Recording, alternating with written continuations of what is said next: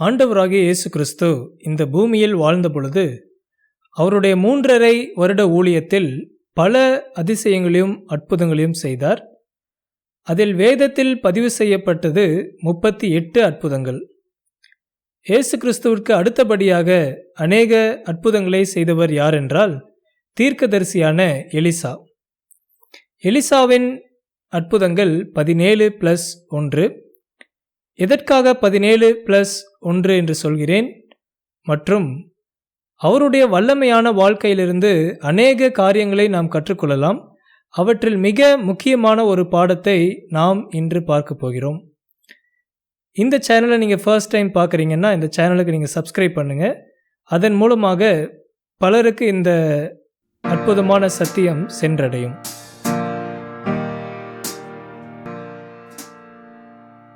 எலியாவின் வாழ்க்கையை பின்பற்றி வந்த எலிசா அவரைப் போல ஒரு தேவ மனிதனாகவும் ஒரு வல்லமையான ஊழியத்தை செய்ய வேண்டும் என்று வாஞ்சித்து வாழ்ந்து வந்தார். எலியா எப்படி மரணத்தை காணாமல் பரலோகத்திற்கு எடுத்துக்கொள்ளப்பட்டார் என்று நமக்கு தெரியும்.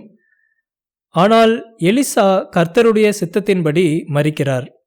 2 ராஜாக்கள் 13ஆம் அதிகாரம் வசனம் 14 நாம் படிக்கிறோம், எலிசா மரணத்திற்கு ஏதுவான வியாதியாய் இருந்தான் என்று.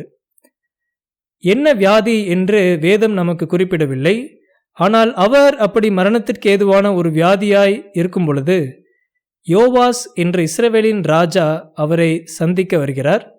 அவரை வந்து பார்க்கும் பொழுது அவர் அழுது, என் தகப்பனே, என் தகப்பனே, இஸ்ரவேலின் ரதமும் குதிரை வீரருமாய் இருந்தவரே என்று சொல்லி அழுகிறார். பொதுவாக ராஜாக்கள் அழமாட்டார்கள். அப்படி அழுகிறார்கள் என்று சொன்னால் அது ஒரு மிகப்பெரிய ஒரு இழப்பாக இருக்கும், அல்லது அவர்கள் தாங்கிக் கொள்ள முடியாத ஒரு தோல்வியாக இருக்கும். இதிலிருந்து நாம் புரிந்து கொள்வது எலிசாவின் வாழ்க்கை எப்படிப்பட்ட ஒரு வாழ்க்கையாக இருந்திருக்கும். அந்த நாட்டு ராஜா அவரை பார்க்க வந்து அழுது அவர் இப்படி துக்கம் அடைவதை நாம் பார்க்கிறோம். எலிசா இஸ்ரவேலின் ஒரு சீஃப் அட்வைசராகவும் மற்றும் அவருடைய தீர்க்க தரிசனங்களையும் அவருடைய ஆலோசனைகளையும் கேட்டு இஸ்ரவேல் மக்கள் வாழ்ந்த பொழுது அவர்கள் தோல்வியை சந்திக்கவே இல்லை என்றும் நாம் பார்க்கிறோம். அதே அதிகாரத்தில் வசனம் 20 நாம் படிக்கிறோம், அவர் வியாதிப்பட்டு மரிக்கிறார், அவரை அடக்கம் பண்ணுகிறார்கள்.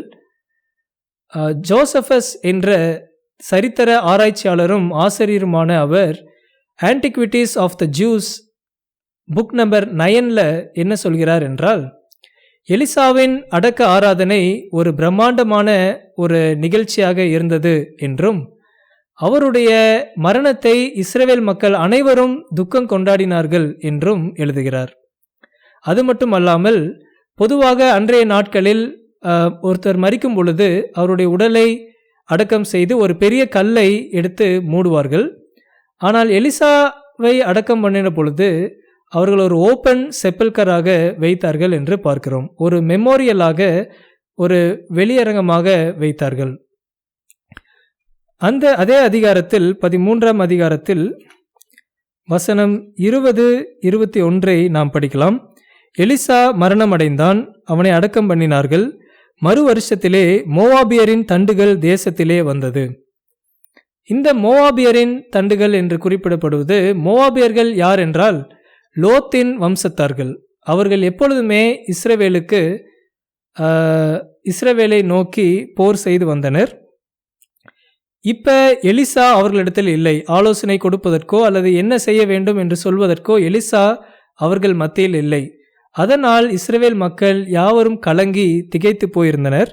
வசனம் 21, அப்பொழுது அவர்கள் ஒரு மனுஷனை அடக்கம் பண்ணி போகையில் அந்த தண்டை கண்டு அந்த மனுஷனை எலிசாவின் கல்லறையில் போட்டார்கள். அந்த மனுஷனின் பிரேதம் அதிலே விழுந்து எலிசாவின் எலும்புகளின் மேல் பட்டபோது அந்த மனுஷன் உயிரடைந்து தன் கால்களை ஊன்றி எழுந்திருந்தான். இங்கே இந்த மோவாப் நாட்டுக்காரங்களாம் வந்து அவங்களுக்கு எதிராக வர்றாங்க. அந்த நேரத்தில் அடக்கம் பண்ணுறதுக்கு ஒரு மனுஷனை எடுத்துகிட்டு போகும்பொழுது அவர்களை பார்த்த உடனே இந்த மக்கள் வேகமாக ஓட வேண்டும் என்று சொல்லி அந்த மனுஷனை தூக்கி வீசுகிறாங்க. அந்த இறந்த மனுஷன் நேராக எலிசாவுடைய கல்லறையில் போய் விழுந்த உடனே அவன் உயிரடைந்தான் என்று பார்க்கிறோம். இந்த மரித்த மனுஷன் உலர்ந்த எலும்புகள் டெட் போன்ஸ் மேல பட்ட உடனே அவன் உயிரடைந்தான் என்று பார்க்கிறோம். நான் முதல்ல சொன்ன எலிசாவின் அற்புதங்கள் 17+1 என்று. 17 அற்புதங்கள் எலிசா உயிரோடு இருக்கும் பொழுது செய்தது. அந்த கடைசி ஒரு அற்புதம் எலிசாவின் டெட் போன்ஸை வச்சு கடவுள் செய்த அற்புதம் என்று பார்க்கிறோம். எலிசாவினுடைய போன்ஸில் எந்த பவரும் இல்லை. ஆனால் தேவன் இந்த அற்புதத்தை இஸ்ரவேல் மக்களுக்கு அன்று செய்தார். எதற்காக செய்தார் என்றால், பொதுவாக ஆதியிலிருந்து நம்ம பார்க்கும்பொழுது இஸ்ரவேல் மக்கள் அவங்களுக்கு ஏதாவது துன்பங்களோ பிரச்சனைகளோ அல்லது காரியங்கள் நடக்கும் பொழுது அவர்கள் நேராக தேவனிடத்தில் போகாமல் தீர்க்கதரிசிகளை நோக்கியும் ராஜாக்களை நோக்கியும் நியாயாதிபதிகளை நோக்கியும் தான் அவர்கள் அதிகமாக சென்றார்கள். முதலாவது அவர்கள் தேவனை தேடாமல் மனுஷர்களை தான் அதிகமாக தேடினார்கள் என்று பார்க்கிறோம். இங்கேயும் இஸ்ரவேல் இந்த பிரச்சனையை சந்திக்கும் பொழுது அவர்களுடைய மனதில் ஓடினது, எலிசா இப்பொழுது இருந்தால் இப்படி நடந்திருக்காதே என்று அவர்கள் நினைத்தார்கள். ஆனால் தேவன் இங்கு கற்றுக் கொடுக்கிற காரியம், எலிசா மரித்திருந்தாலும் எலிசாவின் தேவன் இன்றும் உயிரோடு இருக்கிறார் என்கிற மிக அற்புதமான பாடத்தை இஸ்ரவேல் மக்களுக்கு தேவன் அன்று கற்றுக் கொடுத்தார். அதே போல இதிலிருந்து நாம் கற்றுக்கொள்ளும் பாடமும், நம்முடைய வாழ்க்கையில் பிரச்சனையோ வியாதியோ துன்பத்தையோ நாம் சந்திக்கும் பொழுது நாம் பல நேரங்களில் மனுஷர்களைத்தான் நோக்கி செல்கிறோம். ஆனால் அதற்கு முன்பாக நாம் தேவனை நோக்கி செல்ல வேண்டும் என்று பார்க்கிறோம். கடவுளை நாம் முன்னிறுத்தி எந்த ஒரு காரியத்தையும் செய்யும் பொழுது, அவரை நாம் முன்னுரிமை கொடுத்து அவரிடத்தில் நாம் ஓடும் பொழுது கடவுள் நம்மளுக்கு நிச்சயமாக நமக்கு உறுதுணையாய் இருந்து நம்மை காப்பாற்றுவார் என்று பார்க்கிறோம். மத்தேயு 6:33 நாம் படிக்கிறோம், முதலாவது தேவனுடைய ராஜ்யத்தையும் அவருடைய நீதியையும் தேடுங்கள், அப்பொழுது இவைகள் எல்லாம் உங்களுக்கு கூட கொடுக்கப்படும். அப்படியாக நம்முடைய வாழ்க்கையில் முதலாவது தேவனை முன்னிறுத்தி அவருடைய ராஜ்யத்தை நாம் தேடும் பொழுது இந்த உலகத்திற்கான காரியங்கள் யாவும் நமக்கு கூட கொடுக்கப்படும் என்று பார்க்கிறோம். அடுத்ததாக எலிசாவின் வாழ்க்கையை நாம் படிக்கும் பொழுது அவர் எப்படி இவ்வளவு வல்லமையான ஒரு வாழ்க்கையை வாழ்ந்தார், எப்படி இத்தனை அதிசயங்களையும் அற்புதங்களையும் செய்தார், இதனுடைய ரகசியம் என்ன என்று கேட்டால், தேவன் மீது அவர் வைத்த அன்பும் அவருடைய வாஞ்சையும் என்றுதான் நாம் பார்க்கிறோம். எலியா பரலோகத்திற்கு எடுத்துக்கொள்ளப்படுவதற்கு முன்பு எலியா எங்கெங்கெல்லாம் செல்கிறாரோ பின்தொடர்ந்து எலிசாவும் பின்னாடியே போறாரு. எலியா அனுமதிக்காத போதிலும் எலிசா அவரை விடவில்லை. அப்படி போகும்போது கடைசியாக அவர் பரலோகத்திற்கு எலியா எடுத்துக்கொள்ளப்படுவதற்கு முன்பு, உனக்கு என்ன வேண்டும் கேள் என்று சொல்கிறார். 2 ராஜாக்கள் 2:9 நாம் படிக்கிறோம், அவர்கள் அக்கறைப்பட்ட பின்பு எலியா எலிசாவை நோக்கி, நான் உன்னை விட்டு எடுத்துக்கொள்ளப்படும் முன்னே நான் உனக்கு செய்ய வேண்டியது என்ன கேள் என்றான். அதற்கு எலிசா, உம்மிடத்திலுள்ள ஆவியின் வரம் எனக்கு இரட்டிப்பாய் கிடைக்கும்படி வேண்டுகிறேன் என்றான். இங்கே பார்க்குறோம், எலிசா உம்மிடத்தில் உள்ள ஆவியின் வரம் எனக்கு இரட்டிப்பாய் கிடைக்க வேண்டும் என்று கேட்கிறார். ஒருவேளை எலியா இதை கேட்பாரு அப்படின்னு கூட அவர் நினச்சிருக்க மாட்டாருன்னு நான் நினைக்கிறேன். ஏன்னா அடுத்த வசனத்தில் எலியா சொல்கிறாரு, அதற்கு அவன், அரிதான காரியத்தை கேட்டாய், உன்னை விட்டு நான் எடுத்துக்கொள்ளப்படுகையில் என்னை நீ கண்டால் உனக்கு கிடைக்கும், இல்லாவிட்டால் கிடையாது என்றான். எதற்காக எலியா இங்கு அரிதான காரியத்தை கேட்டாய் என்று சொல்கிறார் என்றால், இந்த எலிசா கேட்ட ஒரு காரியம், இதை கொடுப்பது எலியாவின் கரத்தில் இல்லை. தேவன் சித்தம் கொண்டால் மட்டுமே இந்த ஆவியின் வரத்தை, இரட்டிப்பான ஆவியின் வரத்தை கொடுக்க முடியும் என்று எலியா அறிந்ததினால் அவர் எலிசாவினிடம் அப்படி சொன்னார் என்று பார்க்கிறோம். அப்படியாக எலியா பரலோகத்திற்கு எடுத்துக்கொள்ளப்படும் பொழுது எலிசா பார்க்கிறார், அவருக்கு அந்த இரட்டிப்பான ஆவியின் வரம் கிடைத்தது என்று பார்க்கிறோம். அவருடைய இருதயத்தின் வாஞ்சையை, ஆசையை தேவன் அங்கு நிறைவேற்றுகிறார். அதன் மூலமாகத்தான் அவர் பல அற்புதங்களையும் அதிசயங்களையும் செய்தார். ஒருவேளை நாம் எலிசாவின் இடத்தில் இருந்திருந்தால் நாம் எதை கேட்டிருப்போம்?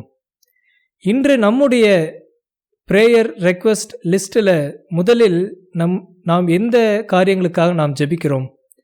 பரிசுத்தமான வாழ்க்கை வாழ வேண்டும், தேவனுடைய ஊழியத்தை செய்ய வேண்டும், அவருக்கு பிரியமான ஒரு வாழ்க்கையை நாம் வாழ வேண்டும் என்பதற்காக நாம் அதிகமாக ஜெபிக்கிறோமா? அல்லது உலகத்திற்கு அடுத்த காரியங்களுக்காக நாம் அதிகமாக ஜெபிக்கிறோமா? அல்லது உலகத்தின் காரியங்களைத்தான் நாம் முதல் ப்ரையாரிட்டியாக வைத்து தேவனிடத்தில் கேட்கிறோமா என்று நாம் சிந்தித்து பார்க்க வேண்டும். நாம் முதலாவது தேவனுடைய நீதியை நாம் தேடும் பொழுது மற்ற காரியங்கள் எல்லாம் நமக்கு கிடைக்கும் என்று பார்க்கிறோம். இங்கே எலிசா அவருடைய பிரேயர் ரெக்வெஸ்ட் லிஸ்டில் பார்க்கும் பொழுது இருந்த ஒரே ஒரு காரியம், இரட்டிப்பான ஆவியின் வரம் அவருக்கு வேண்டும் என்று வாஞ்சித்தார். பரிசுத்த ஆவியானவரின் வரம், பரிசுத்த ஆவியானவரின் அசைவாடுதல் நம்முடைய வாழ்க்கையில் இருக்கும் பொழுது நாம் அப்படிப்பட்ட ஒரு வாழ்க்கையை நாம் வாழ முடியும். பரிசுத்தமான ஒரு வாழ்க்கையையும் தேவனுக்கு பிரியமான ஒரு வாழ்க்கையையும் நாம் வாழ முடியும் என்று பார்க்கிறோம்.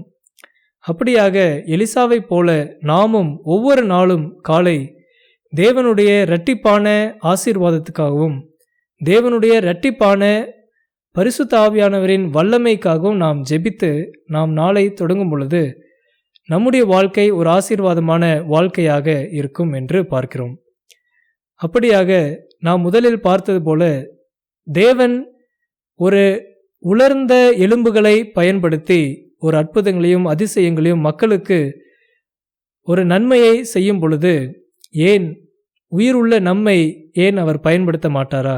நிச்சயமாக தேவன் நம்மை உபயோகிப்பார். அதற்கு நாம் நம்மை ஒப்புவித்து அவருடைய சமூகத்தில் நம்மை ஒப்படைக்கும் பொழுது தேவன் உங்களையும் என்னையும் பயன்படுத்தி இந்த மகத்துவமான ஊழியங்களை செய்வார் என்று பார்க்கிறோம். தேவன் தாமே நம்மை ஆசீர்வதிப்பாராக. ஆமேன்.